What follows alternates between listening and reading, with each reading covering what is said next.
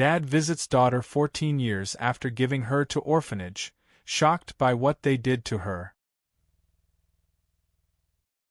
The city skyline stretched endlessly behind the glass walls of the gleaming executive suite.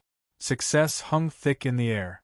Mark Andrews, a man in his early 30s with piercing blue eyes and a perfectly tailored suit, leaned forward to sign the final page of a thick contract.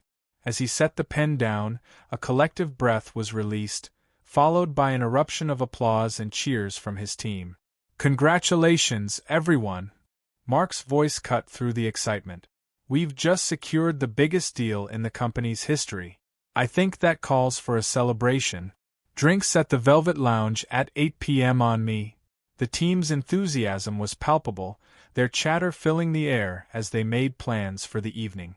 Sarah, Mark's assistant, approached him with a broad smile. "Fantastic work, Mr. Andrews. Shall I make the reservations for tonight?" Mark nodded, his smile not quite reaching his eyes. "Yes, please. And Sarah, make sure to order a bottle of that 82 Bordeaux for the table." As Sarah hurried off to make the arrangements, Mark gathered his belongings. With a cheerful wave, he called out before exiting the office, "See you, everyone. Don't miss out." He headed toward the parking garage, slipping into the buttery soft leather seat of his Aston Martin. The engine purred to life with a gentle touch, and the drive home was a blur of city lights and winding roads. Eventually, the car passed through the gates of the exclusive community where his home stood. The modern architectural marvel that was Mark's house stood proudly at the end of the driveway, its sleek lines and vast windows illuminated by the motion sensors as he pulled up. Stepping out of the car, his footsteps echoed in the cavernous garage. "Good evening, sir," came the voice of his butler, Benjamin, who appeared from the kitchen holding a glass of water on a silver tray. "Congratulations on closing the deal. I've prepared your usual post-work refreshment." Mark took the glass with a nod of thanks, though the cool water did little to ease the inexplicable thirst growing inside him. He wandered through the open-plan living area, his gaze drawn to the infinity pool visible through the floor-to-ceiling windows. The water shimmered in the fading light, a perfect mirror to the lush landscape beyond.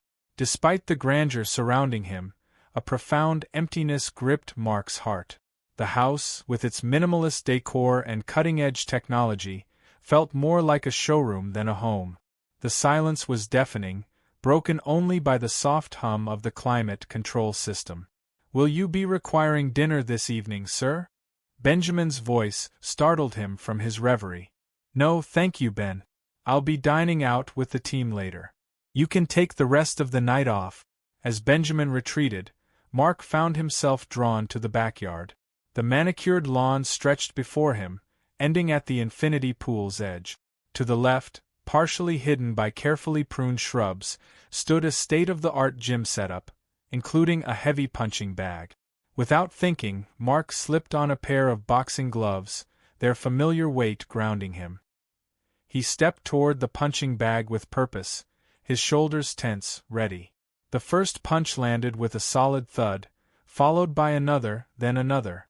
Each strike grew harder and faster, as if trying to release the energy building inside him, or more accurately, to fill the aching emptiness in his soul.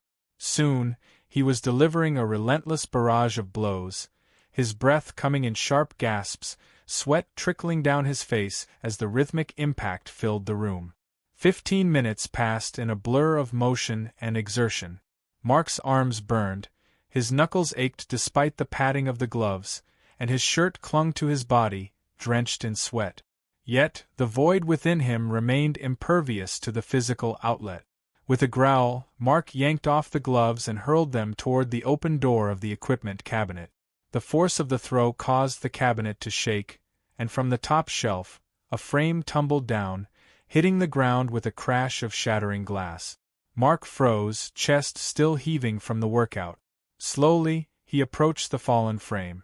Kneeling to inspect the damage, his breath caught in his throat. Staring back at him from behind the cracked glass was a face he had tried so hard to forget, his daughter. A baby girl with wispy blonde hair and bright blue eyes that mirrored his own. The photograph slipped from Mark's trembling fingers and clattered back to the ground. He stumbled backward, his mind reeling from the sudden onslaught of memories and emotions he had long suppressed. "Ben!" he called out, his voice hoarse.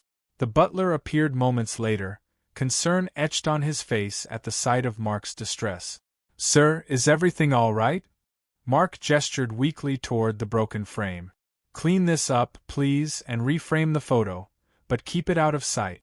Don't throw it away, just keep it somewhere I won't see it." Benjamin nodded, his expression neutral, as he bent to gather the shards of glass. "Of course, sir. I'll place it somewhere safe." "Yes, thank you, Ben," Mark replied, already turning away. He couldn't bear to look at the photograph any longer, couldn't face the guilt and regret that threatened to overwhelm him. As he retreated into the house, his mind was in turmoil. The emptiness that had plagued him earlier now had a name, a face, the daughter he had abandoned in pursuit of his ambitions. The triumph of the day's business deal suddenly felt hollow, meaningless in the face of this long-buried truth. Mark's mind raced as he scrolled through social media, overwhelmed by the flood of results. The profiles of countless women named Tracy Annabelle appeared before him, each one a painful reminder of how little he knew about his own daughter. His heart ached as he wondered, what does Tracy look like now? Has she found a loving family? Is she happy? Or had his choice to abandon her set her on a difficult path? The weight of guilt pressed down on him, threatening to crush him. He set the tablet aside, running a hand through his hair in frustration. He tried to rationalize, to convince himself that looking for her now would only cause more harm. "She's probably a teenager by now," he muttered under his breath. Finding out that her father abandoned her as a baby would only hurt her. "It's better to leave it alone, but even as he said the words, Mark knew deep down he was only trying to convince himself. The truth was, he was afraid. Afraid of rejection, afraid of anger, and the pain that might come if he found her. Seeking a distraction, Mark poured himself a generous glass of whiskey and, to avoid his thoughts, opened a dating app he occasionally used. But as he swiped through the profiles, a hollow sense of emptiness grew within him. These potential connections felt so shallow compared to the deep, unspoken loss he was now facing. As the night dragged on, sleep eluded him. He tossed and turned in his bed, his mind racing with thoughts of Tracy and the life she might be living. The image of the baby in the photo haunted him, morphing into a teenager with his eyes and her mother's smile. Finally, as the first light of dawn crept through the blinds, Mark made a decision. He would call the orphanage in the morning. If he could just confirm that Tracy was okay, that she had found a good home, maybe he could silence the guilt gnawing at him. But even as he made that resolution, he knew deep down that this was only the beginning. The walls he'd built around his past were crumbling, and the successful businessman he had been was giving way to a man desperate for redemption. Morning light found Mark already awake and restless. He'd barely slept, his thoughts consumed with Tracy and the life she might be living. As soon as it was a reasonable hour, he began searching the house for the photograph that Benjamin had hidden away. "Ben," he called out, "where did you put that photo from yesterday?" Benjamin appeared with a polite look of concern. "As per your instructions, sir, I placed it in a secure location, out of sight. Would you like me to retrieve it?" Mark hesitated before shaking his head. "No, it's fine. Thank you, Ben." Still determined, Mark picked up his phone and dialed the number for St. Mary's Orphanage. His heart pounded as the phone rang once, twice, 3 times before a crisp, professional voice answered. "St. Mary's Orphanage. How may I assist you?" Mark cleared his throat. "Hello, I'm calling to inquire about a child who was left at your orphanage around 14 years ago. Her name is Tracy." There was a pause on the other end of the line, followed by the sound of typing. "I'm sorry, sir, but we can't disclose information about our children to unauthorized individuals. Are you a relative or legal guardian?" The question hit Mark like a punch to the gut. He was her father, but he had relinquished that right when he abandoned her on their doorstep. "No, I'm not. I'm sorry, sir, but without proper authorization, there's nothing I can tell you. If you have concerns about a child's welfare, I suggest you contact Child Protective Services." The coldness in the receptionist's voice only intensified Mark's resolve.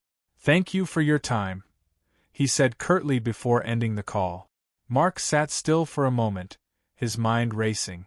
The orphanage's unhelpful response only strengthened his determination. Without second-guessing himself, he texted his company to take the afternoon off and called out, "Benjamin, I need you to prepare the car. I'm going out." The drive to St. Mary's Orphanage took just over an hour, giving Mark plenty of time to second-guess his decision. But as he pulled up to the building, all doubts were pushed aside by the shock of what he saw. The orphanage was nearly unrecognizable. The quaint, slightly run-down building he remembered had been transformed. Fresh paint covered the exterior, and the charming garden he recalled had been paved over to create a parking lot. A row of vans bearing the orphan's logo stood in neat formation. Mark stepped out of the car and walked toward the entrance. The reception area was as changed as the exterior, sleek and modern, but somehow lacking the warmth he remembered. A young woman sat behind the desk, eyes fixed on a computer screen. She looked up as Mark approached, offering a practiced smile. "Welcome to St. Mary's Orphanage. How can I help you today?" Mark leaned on the counter, trying to seem casual. "Hi there.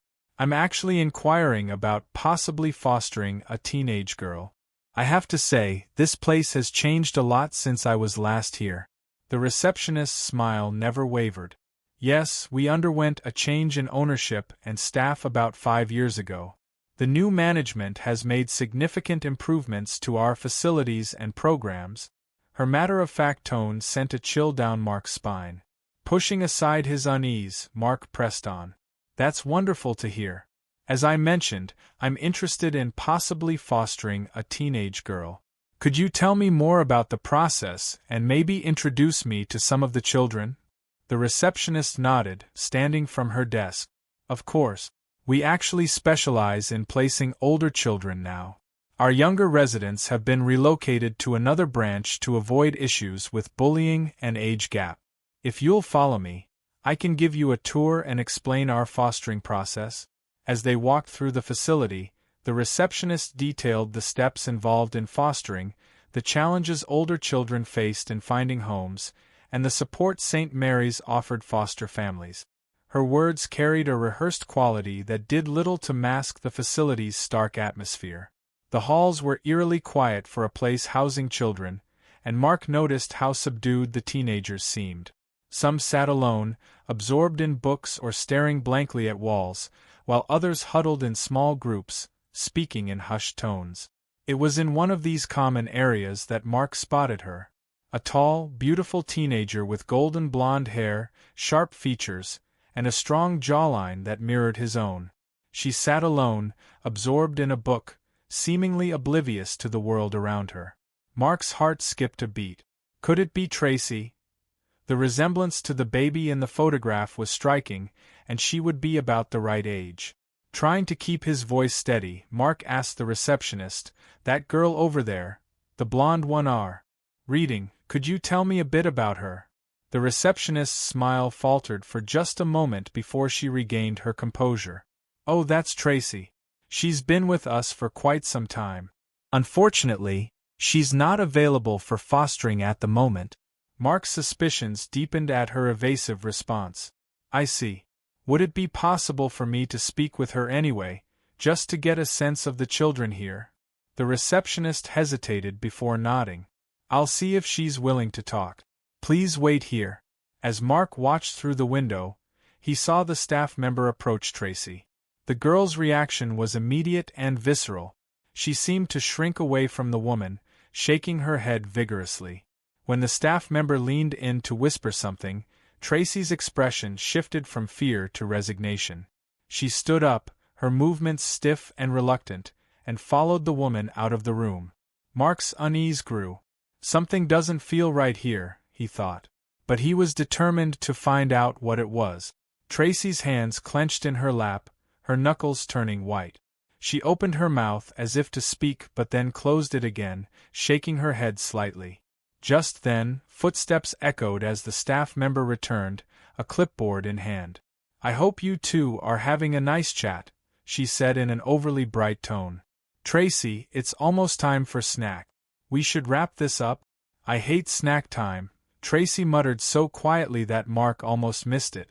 But he didn't miss the flash of fear that crossed her face at the mention of it. Instinctively, Mark reached into his wallet and pulled out a business card. As the staff member drew closer, he pressed the card into Tracy's hand, whispering urgently, "If you ever need help, call me. Anytime, day or night." Tracy's fingers closed around the card, and for a brief moment, their eyes met. In that instant, Mark saw a glimmer of hope, quickly masked by the wary expression that had dominated her face throughout their conversation. As Tracy was led away, Mark turned to the staff member. "I'd like to discuss the possibility of fostering Tracy," he said, trying to keep his voice steady. The woman's smile never wavered, but her eyes hardened. "I'm sorry, Mr. Andrews, but as I mentioned earlier, Tracy isn't available for fostering or adoption at this time." "May I ask why?" Mark pressed, his concern growing by the minute. "I'm afraid that information is confidential," the staff member replied smoothly. "However, if you'd like to discuss other children who are available for fostering, I'd be happy to set up an appointment for you to meet with our placement coordinator." Mark nodded, his mind racing. "Yes, that would be great. I'll be in touch to schedule that." As he walked back to his car, Mark's thoughts were in turmoil. The Tracy he had just met bore little resemblance to the happy, carefree child he had imagined over the years. Instead, he had found a scared, withdrawn teenager in an institution that felt more like a prison than a home. The guilt that had been gnawing at him since finding the photograph now threatened to consume him entirely. He had left his daughter here, thinking he was giving her a chance at a better life. Instead, he had condemned her to years of what appeared to be neglect at best, abuse at worst. Starting his car, Mark made a silent vow: he would not abandon Tracy again. Whatever it took, he would uncover the truth about St. Mary's Orphanage and make things right. The road to redemption would be long and difficult, but for the first time in years, Mark felt a sense of purpose beyond business success and material wealth. With one last look at the imposing facade of St. Mary's, he pulled away, his mind already formulating a plan. He didn't know exactly what he was up against, but he knew one thing for certain. He would not rest until Tracy was safe and the truth about St. Mary's was revealed. The drive back to the office was a blur. Mark's mind raced with thoughts of Tracy and the unsettling atmosphere at St. Mary's. When he pulled into the parking lot, he realized it was already lunchtime. Deciding that some normalcy might help clear his head, he made his way to the company cafeteria where his team was gathered. "Mark, we missed you this morning," Sarah, his assistant, called out as he approached their table. "Everything okay?" Mark forced a smile as he sat down. "Yeah, just had some personal matters to attend to." "What did I miss?" As his colleagues filled him in on the morning's events, Mark found his thoughts drifting back to Tracy. He needed to talk this through with someone, but he couldn't reveal the whole truth. Taking a deep breath, he decided to test the waters. "Hey guys," he interrupted, "I've got a hypothetical situation I'd like your opinion on. Say someone found out they had a teenage child they never knew about, and that child was in an unhappy situation in an orphanage. What would you do?" The table fell silent for a moment before erupting into a mix of laughter and incredulous comments. "Whoa, Mark, what kind of soap operas have you been watching?" joked Tom from accounting. Sarah leaned in, her expression serious. "That's a tough one. I'd say the responsible thing would be to step up and take custody. But a teenager? That's asking for trouble. Maybe it's better to leave well enough alone." "Yeah," chimed in David from marketing. "Besides, if she's been in an orphanage this long, she's probably got all sorts of issues. Who needs that kind of baggage?" I say wait till she's 18 and date her instead? The table erupted in laughter again, but Mark felt his stomach turn. He forced a weak chuckle, desperate to change the subject. Right. Well, it was just a hypothetical. Hey, how about we reschedule that team dinner for tonight? Same place after work. As his colleagues enthusiastically agreed, Mark excused himself, claiming he needed to catch up on work. Back in his office, he closed the door and sank into his chair, feeling more isolated than ever.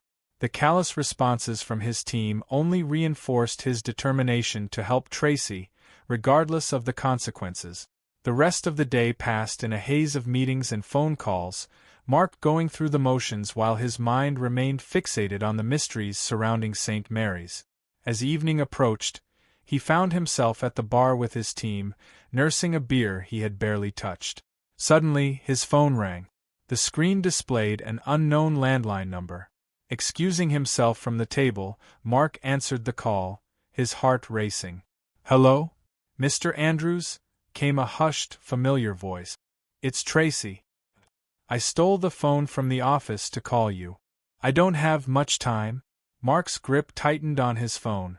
"Tracy, are you okay? What's going on?"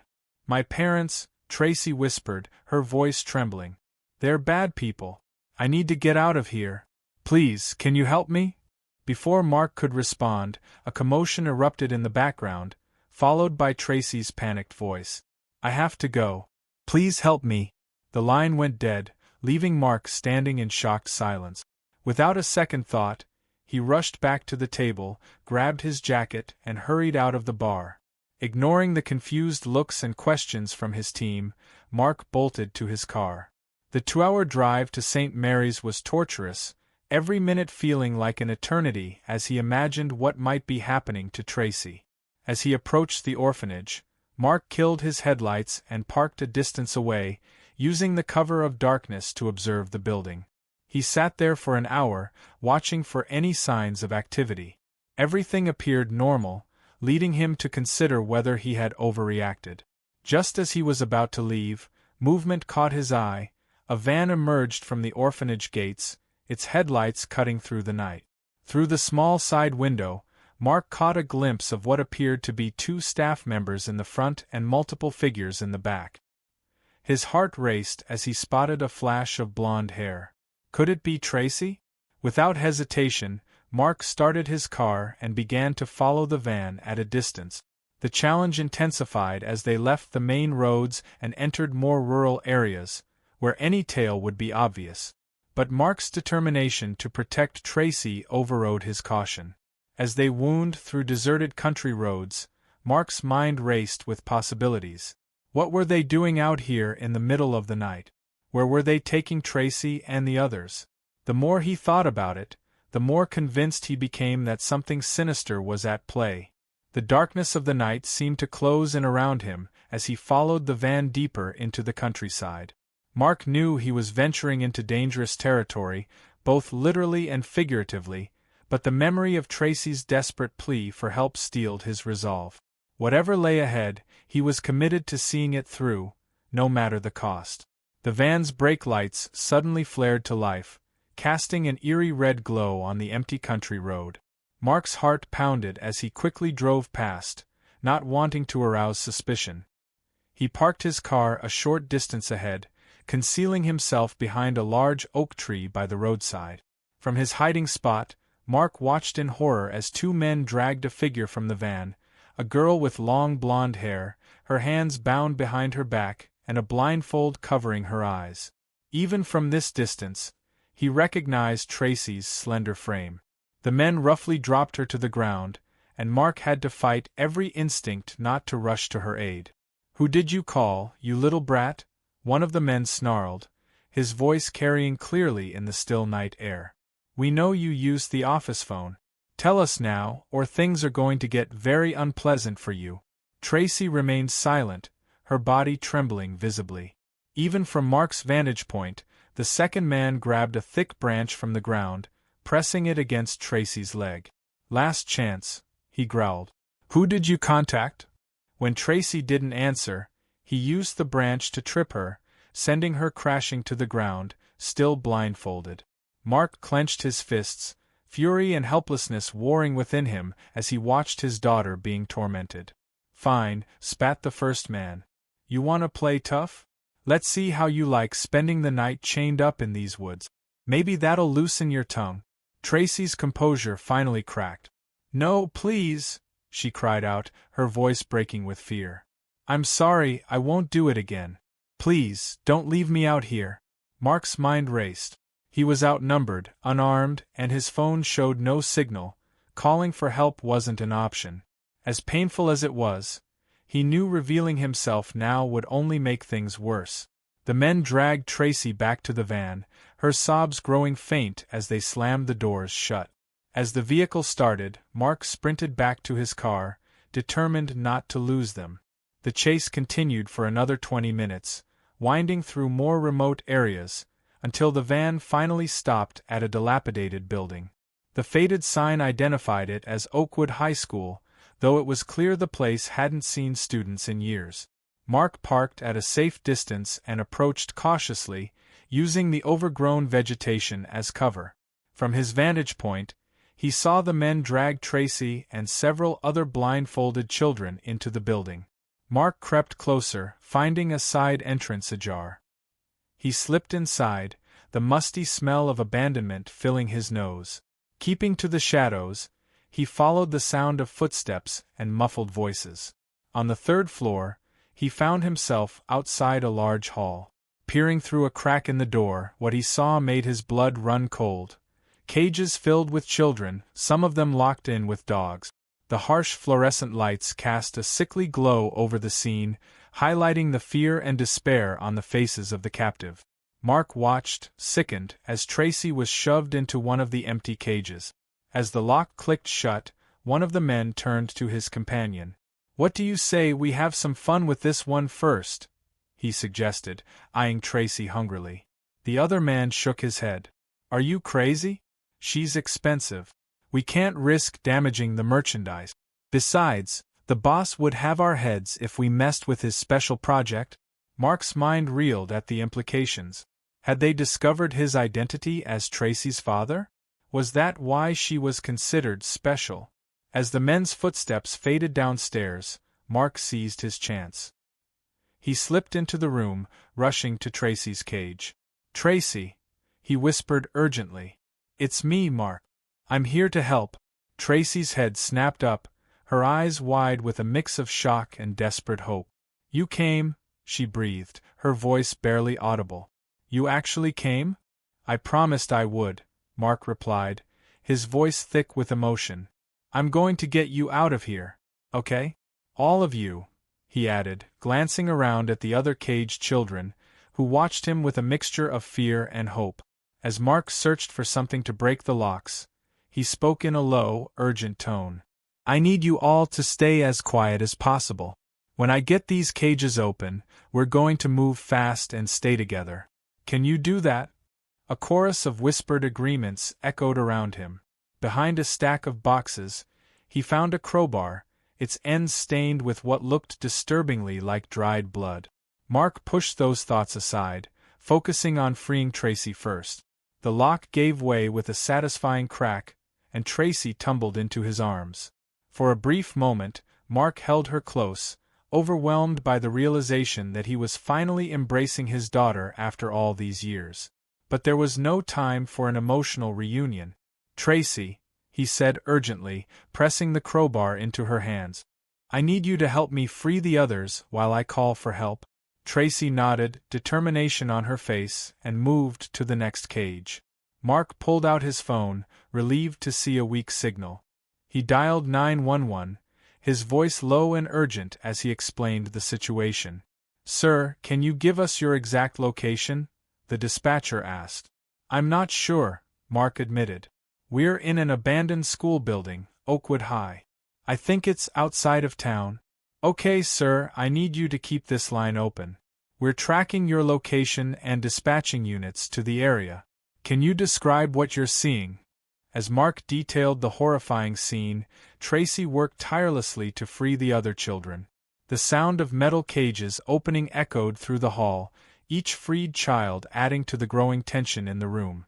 Suddenly, the sound of footsteps on the stairs froze everyone. 2 of the staff members had returned, likely to check on their prisoners. They froze when they saw Mark on the phone, Tracy with a crowbar, and the freed children. Chaos erupted. The men lunged forward, one aiming for Mark, the other going for Tracy. Mark dropped his phone, ducking under the first man's grab and tackling him to the ground. They grappled violently, rolling across the filthy floor, each fighting for control. Out of the corner of his eye, Mark saw some of the freed children trying to help, but he shouted, "No, stay back. The police are coming." At the mention of law enforcement, panic flashed across the staff members' faces. The man grappling with Mark released his hold and scrambled to his feet. "We gotta get out of here," he yelled to his companion. The other man, who had been trying to wrestle the crowbar from Tracy, shoved her to the ground and bolted for the door. Within seconds, both men had disappeared down the stairwell.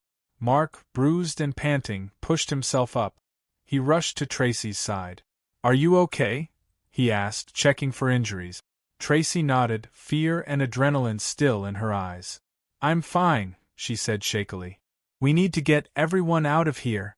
Mark turned to the group of freed children, 12 in total, ages ranging from 10 to 17. They wore expressions of shock and disbelief, unable to process that their nightmare might finally end. "Listen up," Mark said, keeping his voice calm but authoritative. "The police are on their way. We'll stay together and make our way down. If you see or hear anyone coming, let me know immediately." A chorus of whispered yes rippled through the group. They began to move toward the door. Tracy suddenly froze, her face pale. "Wait," she said in a barely audible whisper. "There's something you need to know about this place." Mark's concern deepened. "What is it, Tracy?" Tracy took a deep breath, her hands shaking as she lifted the hem of her shirt. Just above her belly button was a long, jagged scar, the kind that could only come from surgery. "This isn't just a place where they punish us," she said, her voice trembling. "It's a butcher house." A collective gasp went up from the children, and Mark felt his blood run cold. "What do you mean?" he asked, though he already feared the answer. "They steal our organs," Tracy explained, her words spilling out in a rush. "They made me meet the buyer once. Said it was punishment for being defiant. Told me they were going to take my kidney. And if I didn't behave, they'd take the other one too. I think they're going to take it today. I'm so scared." Mark sank to his knees, overwhelmed by the enormity of what she was revealing. Tears streamed down his face as he looked up at Tracy, no longer just the scared teenager in front of him, but the innocent child he had abandoned years ago. "I'm so sorry," he choked, his voice breaking. "I'm so sorry." Before Tracy could respond, the sound of sirens pierced the night. Relief washed over the group. Help had finally arrived. Mark quickly composed himself, knowing he had to stay strong for these children who had already endured so much. "Okay, everyone," he said, getting to his feet. "Let's go downstairs and meet the police. Stay close together, and remember, you're safe now." As they moved down the stairs, Mark's mind raced. The full extent of what had been happening at St. Mary's was beginning to sink in. The police investigations, media attention, and legal battles would be long and difficult, but looking at Tracy and the other children, he knew it would all be worth it. For the first time in years, Mark felt a sense of purpose that went beyond business success or material wealth. He had been given a second chance, not just to be a father to Tracy, but to right a terrible wrong and potentially save countless other children from a similar fate. As they stepped out into the cool night air, the flashing lights of police cars illuminating the scene, Mark made a silent vow. He would dedicate every resource, every ounce of his influence and wealth, to bringing down the criminals behind this operation and helping these children heal and rebuild their lives. It would be a long and challenging road, but as he felt Tracy's hand slip into his, Mark knew he was exactly where he needed to be. The journey to redemption had begun, and there was no turning back. Certainly. Here's a rephrased version of the script, adjusting the word order while keeping the style, tone, and natural flow intact. I know I've let you down before, but I promise you, I'll do everything in my power to keep you safe and bring everyone involved to justice. No matter how powerful they are, no matter how long it takes. Do you understand? Tracy studied his face for a long moment before slowly nodding. I believe you, she said softly, standing there amidst the chaos of the unfolding conspiracy. Mark felt a fierce determination take hold of him. Years of building his business empire, accumulating wealth and influence. Now, he'd use every resource he had to protect Tracy and expose the truth. The day wore on, and the police continued their investigation at the orphanage, uncovering more evidence of the horrific crimes that had taken place there. Mark and Tracy had been questioned separately and together, giving as much information as they could to help build the case against the criminal network. It was late afternoon when an officer approached them, a puzzled expression on his face. Mr. Andrews, he began. I'm sorry, but I'm a bit confused about your relationship with Tracy. You said you're her father, but our records show no adoption proceedings or legal connection between you two. Can you clarify? Mark's heart sank. He knew this moment would come but had hoped for more time to prepare, to explain things to Tracy in private. Now, with both Tracy and the officer looking at him expectantly, he realized there was no choice but to reveal the truth. The truth he had been afraid to share since their first meeting at the orphanage. Taking a deep breath, Mark turned to Tracy. I think it's time I told you everything, he said softly. Officer, would you mind giving us a moment? The officer nodded and stepped away, leaving Mark and Tracy alone in a quiet corner of the building. Tracy's eyes were wide with a mix of curiosity and apprehension. Mark hesitated. What I'm about to tell you isn't easy for me, and it may be harder for you to hear, but you deserve the truth. He paused, gathering his courage. I am your biological father. I abandoned you at this orphanage when you were just a baby. Tracy's face went pale, her eyes filling with a storm of emotions. Shock, confusion, anger, and hurt. What? She whispered, her voice barely audible. Tears welled up in Mark's eyes, but he forced himself to continue. I was young, just starting out as an entrepreneur. Your mother, she died giving birth to you. I was devastated, overwhelmed. I tried to care for you on my own for 3 months, but my business was failing, and I had no family, no support system. I convinced myself you'd be better off with a family who could give you the life I couldn't. He ran a hand through his hair, the memories flooding back. I was working 20-hour days trying to keep the business afloat while caring for a newborn. I was sleep-deprived, depressed, barely functioning. One night, after you'd been crying for hours and I couldn't get you to stop, I made the worst decision of my life. Tracy stood motionless, her face a mask of conflicting emotions, as Mark continued his confession. I bundled you up, drove you here in the middle of the night, and left you on the doorstep with a note explaining your name and birth date.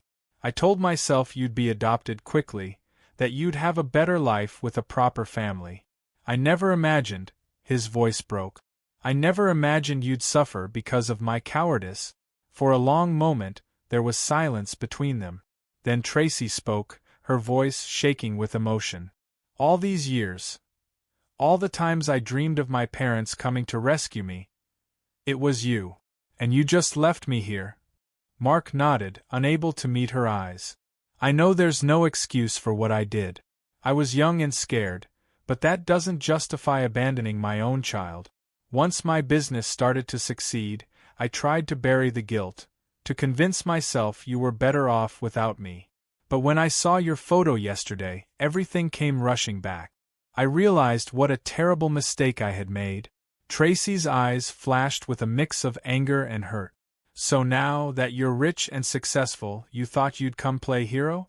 You're just a lonely, rich man who regrets his past because he has everything else. Is that it? The accusation stung, but Mark knew he deserved it. No, Tracy. I know I can never make up for the years I've lost or the suffering you've been through. I don't expect you to forgive me or even want me in your life, But I want you to know that from this moment on, I'm committed to doing whatever it takes to keep you safe and give you the life you deserve." He braced himself for more anger, perhaps even for Tracy to walk away. But to his surprise, Tracy suddenly launched herself at him, wrapping her arms around his waist in a fierce hug. Her body shook with sobs as she pressed her face against his chest. "I've been dreaming of this," she cried, her words muffled against his shirt. "Every night I would pray that someone would come and adopt me, that I'd have a real father. Even after everything, even after they did this to me." She pulled back slightly, lifting her shirt to reveal the surgical scar above her navel. "This always reminded me that my dreams were impossible. But then you came. You really came for me." Mark reached out, unsure if his touch would be welcomed, but wanting to comfort her. "I know I'm just a stranger to you, a lonely rich man, but if you'll let me, I want to try to be the father I should have been all along." Tracy stood frozen for a moment, her eyes brimming with tears. Then, to Mark's surprise, she suddenly launched herself at him again, wrapping her arms around his waist in a fierce hug. Her body shook with sobs as she pressed her face against his chest. Mark felt his heart break all over again as he gently embraced his daughter. "I'm so sorry, Tracy," he whispered, his own tears falling into her hair. "I'm so sorry. I promise you, from this moment on, I'll do everything in my power to protect you and make things right." As they stood there, holding each other and crying, Mark knew that this was just the beginning of a long and difficult journey. There would be legal battles ahead, therapy for Tracy to help her heal from her trauma, and the ongoing threat from the powerful people involved in the trafficking ring. But looking down at the brave young woman in his arms, Mark felt a fierce determination take hold. He had been given a second chance, an opportunity to be the father he should have been from the start. And this time, he wouldn't let anything stand in the way of protecting and loving his daughter.